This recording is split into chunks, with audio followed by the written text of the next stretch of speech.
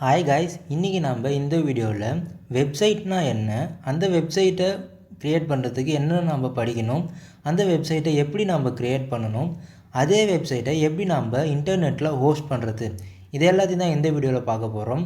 அதுக்கு முன்னாடி நம்ம சேனலை சப்ஸ்கிரைப் பண்ணாதவங்க மறக்காமல் நம்ம சேனலை சப்ஸ்கிரைப் பண்ணிவிட்டு வீடியோ பாருங்கள். நம்ம சேனலில் பூட்ஸ்ட்ராப் பற்றி ஃபுல் வீடியோ போட்டிருக்கோம் ப்ளேலிஸ்ட்டில், நீங்கள் செக் பண்ணி பார்த்துக்கோங்க. மறக்காமல் உங்கள் ஃப்ரெண்ட்ஸ்க்கு இந்த வீடியோவை ஷேர் பண்ணி பாருங்கள். வெப்சைட்னா என்ன? அதாவது இப்போ நீங்கள் ஸ்டூடெண்ட்டாக இருக்கீங்க, சிஎஸ்சி ஸ்டூடெண்ட்டாக இருந்தீங்க அப்படின்னா உங்களுக்கு கண்டிப்பாக போர்ட்ஃபோலியோ தேவை. அந்த போர்ட்ஃபோலியோனா என்ன அப்படின்னா உங்களை பற்றின ஃபுல் டீட்டெயில்ஸ் தான் அந்த போர்ட்ஃபோலியோவில் இருக்கும். நீங்கள் உங்களுடைய டீட்டெயில்ஸை இன்டர்நெட்டில் கொடுக்குறீங்க, அதை பார்த்து மற்றவங்க தெரிஞ்சுக்கிறாங்க. அதுதான் வெப்சைட்டுன்னு சொல்லுவோம். இப்போ இதுவே ஒரு காமர்ஸ் வெப்சைட், அதாவது நீங்கள் ஒரு ஸ்டோர் வச்சுருக்கீங்க அப்படின்னா அதுக்கு காமர்ஸ் வெப்சைட்டுன்னு ஒன்று சொல்லுவாங்க. அதாவது உங்களுடைய ப்ராடக்ட்ஸ்லாம் என்ன, உங்களுடைய ப்ரைஸு நீங்கள் ஃபிட் பண்ணுறீங்க, உங்கள் கடையோடைய ஆஃபர்ஸ் என்ன, இது எல்லாத்தையும் நம்ம இன்டர்நெட் மூலயமா மற்றவங்களுக்கு ஷேர் பண்ணுறது ஒரு வெப்சைட் க்ரியேட் பண்ணி நம்ம ஷேர் பண்ண முடியும். இதுதான் வெப்சைட்னு சொல்ல முடியும். அந்த வெப்சைட்டை நம்ம எப்படி க்ரியேட் பண்ணலாம் அப்படின்னு பார்த்தீங்கன்னா HTML, CSS, JavaScript இது மூணுமே ஃப்ரண்ட் அண்ட் டெவலப்பிங் கிட்ஸு. இந்த HTML அப்படின்னா என்ன, CSS அப்படின்னா என்ன, JavaScript அப்படின்னா என்னன்றதை வீடியோவில் ஃபுல்லாக பார்க்கலாம். வீடியோவை ஸ்கிப் பண்ணாமல் பாருங்கள். HTML அப்படின்னா என்ன அப்படின்னு பார்த்தீங்கன்னா இது ஒரு ஹைப்பர்டெக்ஸ்ட் மார்க்அப் லாங்குவேஜ். நீங்கள் ஸ்டூடெண்ட்டாக இருந்தீங்கன்னா 11th 12th இதை நீங்கள் கற்றுருந்துருப்பீங்க. அதாவது ஒரு ஹைப்பர்டெக்ஸ்ட் அப்படின்னா என்னன்றதை இப்போ பார்க்குறேன். இப்போ கூகுளில் ஒரு விஷயத்தை நீங்கள் சர்ச் பண்ணும்போது நிறைய லிங்க்ஸ் வரும், டாபிக்ஸ் ரிலேட்டடாக நிறையா லிங்க்ஸ் வரும். அதுக்கு பேர் தான் ஹைப்பர் டெக்ஸ்ட்னு சொல்லுவோம். HTML நாம் ஸ்கெலட்டன் ஆஃப் பாடின்னு சொல்லுவோம். அதாவது ஒரு வெப்சைட்க்கு ஸ்கெலட்டன் மாதிரி இருக்கும், நீங்கள் க்ரியேட் பண்ணி நீங்கள் வச்சுக்கலாம். இந்த HTML ரெண்டு டேக்ஸ் இருக்கும், ஒன்று எலிமெண்ட்ஸ்னு சொல்லலாம், இன்னொன்று டேக்ஸ்னு சொல்லலாம். இந்த HTML நீங்கள் ஒரு வெப்சைட்டில் என்ன க்ரியேட் பண்ணலாம் அப்படின்னு பார்த்தீங்கன்னா லிங்க்ஸ் க்ரியேட் பண்ணலாம். இப்போ ஒரு லிங்க்கை கிளிக் பண்ணனா அது அன்னதர் வெப்சைட்டுக்கு நம்மளுக்கு கூட்டிகிட்டு போகும், அந்தமாரி க்ரியேட் பண்ணலாம். ஹெட்டிங்ஸ் டேக் க்ரியேட் பண்ணலாம், இமேஜஸ் ஆட் பண்ணலாம், பேராகிராஃப் டேக் ஆட் பண்ணலாம். அதை தான் இந்த HTML கற்றுக்க முடியும். இந்த HTML கற்றுக்கிறதுக்கு ஒரு வாரம் தான் தேவைப்படும்.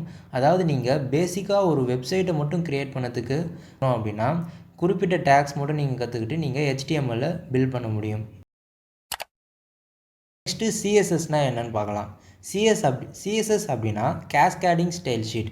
அதாவது இப்போ நம்ம உடம்புக்கு ஸ்கின் எவ்வளோ முக்கியமோ அதே மாதிரி ஒரு வெப்சைட்டுக்கு CSS ரொம்ப முக்கியம். CSS அப்படின்னா கலர்ஸ், ஃபாண்ட்டு, லேஅவுட்ஸ் ஆட் பண்ணுறது தான் CSS. இந்த CSSஸை நீங்கள் அப்ளை பண்ணி நீங்கள் HTML கூட ஆட் பண்ணிங்க அப்படின்னா உங்கள் வெப்சைட்டுக்கு அனிமேஷனாகவும் இருக்கும், இன்னும் கொஞ்சம் அட்ராக்டிவாகவும் இருக்கும். CSS கற்றுக்கிட்டா மட்டுமே போதும், உங்கள் வெப்சைட்டு குறிப்பிட்ட அளவு ஒரு அட்ராக்டிவாகவே தெரியும். இந்த CSSஸை நீங்கள் 1 மந்த்துக்குள்ளே கற்றுக்கலாம். அதிகபட்சம் ஆகுதுன்னு பார்த்தீங்கன்னா 10 to 15 டேஸில் நீங்கள் கற்றுக்கலாம் இந்த CSSஸை. இந்த CSSலே டெய்ல்வின் CSSன்னு இருக்குது, பூட்ஸ்ட்ராப்புன்னு இருக்குது. பூட்ஸ்ட்ராப்பும் CSSஸும் ரிலேட்டட் டு சேம் தான் சொல்ல முடியும். CSS அப்படின்னா ஈஸியாக நம்ம இம்ப்ளிமெண்ட் பண்ணலாம். பூட்ஸ்ட்ராப் அப்படின்னா ஒரு கிளாஸ்க்குள்ளே நம்ம இம்ப்ளிமெண்ட் பண்ணுற மாதிரி இருக்கும். ரெண்டுமே ஃப்ரேம் ஒர்க்ஸ் தான் சொல்ல முடியும். HTML, CSS கற்றுக்கிட்டாலே போதும். ஃபஸ்ட்டு ஒரு வெப்சைட் எப்படி க்ரியேட் பண்ணுன்றத அண்டர்ஸ்டாண்டிங் உங்களுக்கு வந்துடும். நெக்ஸ்ட்டு ஜாவாஸ்கிரிப்ட்ன்றது ஒரு ப்ரோக்ராமிங் லாங்குவேஜ். நீங்கள் பைத்தான், ஜாவா, C கற்றுக்கிற மாதிரி ஜாவாஸ்கிரிப்டை நீங்கள் கற்றுக்கிட்டீங்க அப்படின்னா உங்களுக்கு ஃப்யூச்சரில் சூப்பரான ஸ்கோப் இருக்குது. இந்த ஜாவாஸ்கிரிப்ட் அப்படின்னா என்னன்றதை பார்க்கலாம். ஃபஸ்ட்டு இது ஒரு விஷயத்துக்கு ஆக்ஷன் அண்டு ரெஸ்பாண்ட் பண்ணுற மாதிரி இருக்கும். நீங்கள் ஒரு கண்டென்ட்டை க்ரியேட் பண்ணிட்டீங்க, HTML, CSS யூஸ் பண்ணி பட்டன்ஸை க்ரியேட் பண்ணிட்டீங்க அப்படின்னா அந்த பட்டனை நம்ம கிளிக் பண்ணோம் அப்படின்னா ஒரு விஷயம் நடக்கணும். அதுதான் ஜாவாஸ்கிரிப்ட்னு சொல்ல முடியும். இதில் டோம் அப்ளிகேஷன்ஸ்னு ஒன்று இருக்கும். நீங்கள் இந்த ஜாவாஸ்கிரிப்டை கற்றுக்கிட்டீங்க அப்படின்னா உங்களுடைய வெப்சைட்டுக்கு ஆக்ஷன் பண்ணிக்க முடியும். நீங்கள் HTML, CSS கற்றுக்கும் போது ரொம்ப ஈஸியாகவே இருக்கும். ஆனால் அதே டைம் நீங்கள் ஜாவாஸ்கிரிப்டை கற்றுக்க வரும்போது கொஞ்சம் டஃப்பாக இருக்கும். இதே நீங்கள் கான்செப்டை மட்டும் நீங்கள் புரிஞ்சுக்கிட்டீங்க அப்படின்னா உங்களுக்கு ரொம்ப ஈஸியாக இருக்கும். உங்களுடைய ஸ்கில்லை இன்னும் கொஞ்சம் பில்ட் பண்ணிக்க முடியும் இது மூலிமா. நீங்கள் இந்த ஜாவாஸ்கிரிப்டை எவ்வளோ நாளில் படிக்கலாம் அப்படின்னு பார்த்தீங்கன்னா அட்லீஸ்ட் 1 to 2 months ஆகும். நீங்கள் ஃபுல்லாக நீங்கள் start to bottom top to bottom கற்றுக்கணும் அப்படின்னா நீங்கள் 2 months ஆகும் இந்த ஜாவாஸ்கிரிப்ட் கற்றுக்க. நீங்கள் HTML, CSS, ஜாவாஸ்கிரிப்ட் இந்த மூணுத்தையும் நீங்கள் கற்றுக்கிட்டீங்க அப்படின்னா அதை எப்படி நம்ம வெப்சைட்டாக ஒன்று க்ரியேட் பண்ணுறது அப்படின்னா நீங்கள் யூஸ் பண்ணக்கூடிய ஒரு டூல் தான் VS கோடு. VS கோட் நீங்கள் டவுன்லோட் பண்ணி அதில் நீங்கள் கோட் பண்ண ஸ்டார்ட் பண்ணுங்கள். அதே மாதிரி சின்ன சின்ன ப்ராஜெக்ட்ஸை நீங்கள் பண்ணிக்கோங்க. இப்போ நீங்கள் ஒரு சின்ன ப்ராஜெக்ட்ஸை பண்ணிட்டீங்க, அதை நீங்கள் எப்படி நீங்கள் இன்டர்நெட்டில் ஹோஸ்ட் பண்ணுறதுன்றது தான் இந்த வீடியோவில் பார்ப்போம்.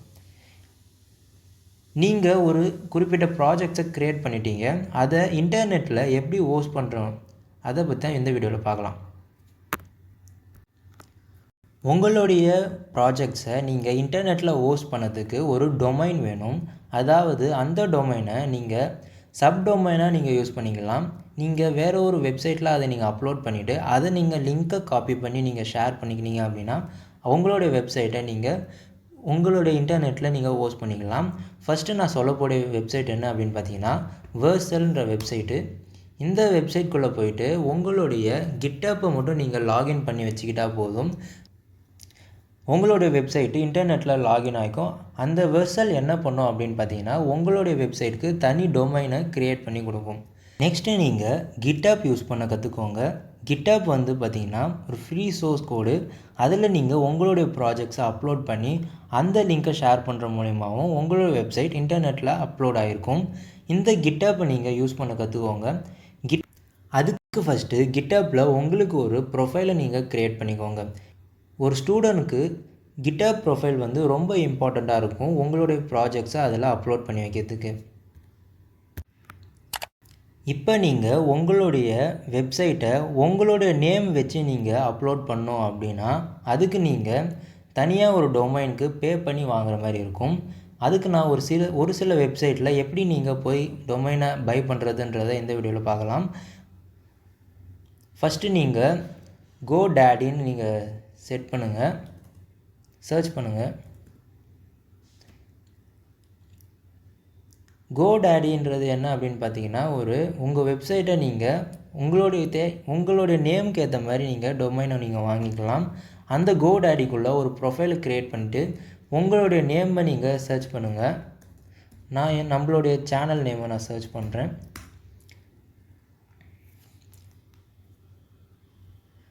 என்னுடைய சேனல் நேமை நான் சர்ச் பண்ணோன்னே பார்த்தீங்கன்னா 1 ரூபீலேருந்து 10,000 வரைக்கும் நீங்கள் உங்களுடைய டொமைனை நீங்கள் பர்ச்சேஸ் பண்ணிக்க முடியும். இதுக்கு நீங்கள் மந்த்லி ஆர் இல்லைனா இயர்ஸ்க்கு நீங்கள் பே பண்ணுற மாதிரி இருக்கும். இது வந்து உங்களுக்கு தேவையில்லை. நான் ஃபஸ்ட்டு சொன்ன மாதிரி நீங்கள் ஒரு டொமைன் சூஸ் பண்ணி அதுக்குள்ளே நீங்கள் அப்லோட் பண்ணி ஃப்ரீயாகவே நீங்கள் லிங்க்கை ஷேர் பண்ணி நீங்கள் இன்டர்நெட்டில் ஹோஸ்ட் பண்ணிக்கலாம். இது வந்து யார் அதிகமாக யூஸ் பண்ணுவாங்க அப்படின்னு பார்த்தீங்கன்னா இ-காமர்ஸ் வெப்சைட் யூஸ் பண்ணுறவங்க, எஜுகேஷ்னல் இன்ஸ்டியூட் வச்சுருக்கவங்க, அதேமாரி பார்த்தீங்கன்னா ஒரு பிஸ்னஸ் பண்ணுறவங்க, இவங்க எல்லாருமே இதை சூஸ் பண்ணி டொமைன் வாங்கிட்டு அவங்க வெப்சைட்டில் ஹோஸ்ட் பண்ணுவாங்க.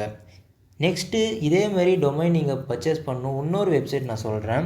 ப்ளூ ஹோஸ்ட்டுன்னு நீங்கள் சர்ச் பண்ணுங்கள். அதில் இதுவும் வெப் ஹோஸ்டிங் கம்பெனி தான். இதுக்குள்ளேயும் நீங்கள் போய்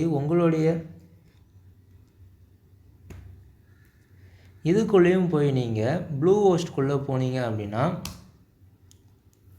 உங்களுடைய வெப்சைட்டை நீங்கள் போட்டுக்க முடியும். அதில் ப்ளூ ஹோஸ்ட்டுக்குள்ளே போனீங்க அப்படின்னா நீங்கள் ஒரு டொமைனை நீங்கள் பை பண்ணிக்க முடியும். இது வேர்ட்ப்ரெஸ்ஸோட கனெக்ட் ஆகிருக்கும். நீங்கள் அங்கே சர்ச் பண்ண மாதிரி இதில் நீங்கள் சர்ச் பண்ணி உங்களுடைய ப்ரொஃபைலுக்கு ஒன்று லாகின் பண்ணி நீங்கள் சூஸ் பண்ணிக்க முடியும். இந்த வீடியோவில் நீங்கள் வெப்சைட் எப்படி க்ரியேட் பண்ணுறது, வெப்சைட்னால் என்ன, அதை நீங்கள் எதில் நீங்கள் அப்லோட் பண்ணி இன்டர்நெட்டில் அப்லோட் பண்ணுறதுன்றதை ஃபுல்லாக நீங்கள் ஈஸியாக கற்றுக்கிட்டுருப்பீங்கன்னு நான் நம்புகிறேன். இந்த வீடியோஸில் எதனா உங்களுக்கு டவுட்ஸ் இருந்ததுன்னா கீழே கமெண்ட் செக்ஷனில் கமெண்ட் பண்ணுங்கள். நான் உங்களுக்கு ரிப்ளை பண்ணுறேன். மறக்காமல் நம்ம சேனலை சப்ஸ்கிரைப் பண்ணிவிட்டு உங்கள் ஃப்ரெண்ட்ஸ்க்கு இந்த வீடியோவை ஷேர் பண்ணி விட்ருங்க.